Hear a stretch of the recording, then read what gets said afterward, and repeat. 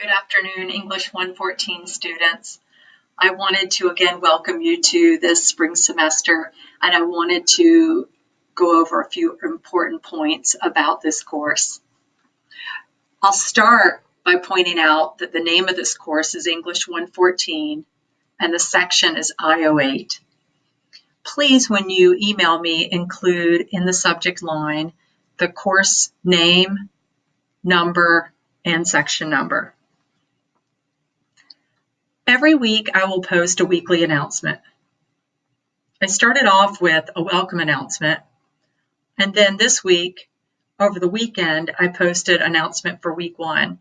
In it, I included reminders such as the enrollment verification, which is due by January 20th, and other bits of information regarding what we should be focusing on this week.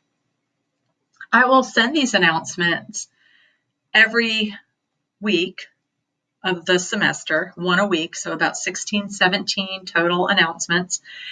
And in them, like I said, will be reminders, sometimes teaching tips. If I come across a great video or I create a really cool handout that I think would be useful for one of the assignments you're working on, I'll put it right into the announcement.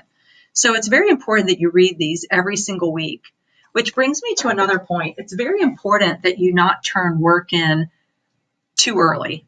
You are welcome to work on your assignments as early as you would like. Just save them and just hold off on submitting them until I have had a chance to send the last announcement before the work is due. So when I send an announcement, I usually try to send them over the weekend so you have it. And it's an announcement for the week. So it encompasses everything from Monday to Sunday. And as you know, most of the due dates in the class fall on a Sunday. So what I'm asking is wait for your weekly announcement to come out the week that the work is due before you submit any of your work. So, for instance, you have work due for this module on January 24th. So what I'm asking is that when I send the announcement for the week of January 18 through 24, you wait to get that announcement before you submit any of your work from the module, because every week I try to also include instructional material into these announcements. So we're not really a self-paced class. What you do at home on your own and how you pace yourself, yes, that is self-paced. But we're going to be on this module for the whole time, and we don't move on to the next module until this one is done. And like I said, I constantly try to provide additional pointers and tips in these announcements. I also want to point out that when you submit work, and I'll go into the coursework for this module, here's module 1. And as an example, there's an assignment called Purpose, Audience, and Tone Assignment. So when I click in it, it says click to access the submission area. I click. Very large on the screen is this comments box. It says comments. You do not want to type any work in this box. You do not want to paste your work in this box. This is literally in case you have any comments for me. Most people will email me, but if you had a comment like, I really love this assignment, or this one was a doozy, or something like that, it would go in the comments, but I'm not expecting comments. I just don't want you to confuse this comments area with the work submission area. The best way to submit your work is to click on Write Submission, and this gives you a box that you can type right into it, but I highly recommend not typing into it because it's not real secure for saving your work. It's not real reliable, and if the computer freezes up, the chances of losing your work in this are much higher than if you just work in a Microsoft Word document or a Google Doc. And what you can do is you can work outside of Blackboard to type up your work and then come in here and you can paste it in this box. Now, there is the chance you would lose some formatting, and in this class, formatting is key. And a lot of the assignments have very specific particular formatting guidelines. So I don't recommend pasting in this box. What I recommend is that you attach files, and there are the links for attaching files, and you don't even have to go in this far to get to the attach files link. You can actually attach files, and I'll go out of this to show you.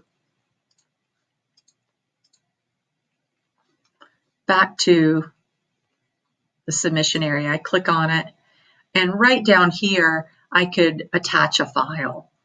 I cannot open any files that are .pages, P-A-G-E-S. I think that's maybe a typing program on some cellular phones. I'm not sure, but I do know that I'm not able to open up .pages. So try to stick to either Microsoft Word or a Google Doc. A Google Doc cannot be attached as a file. What you would do is in the right submission area is you would paste the link to your Google Doc.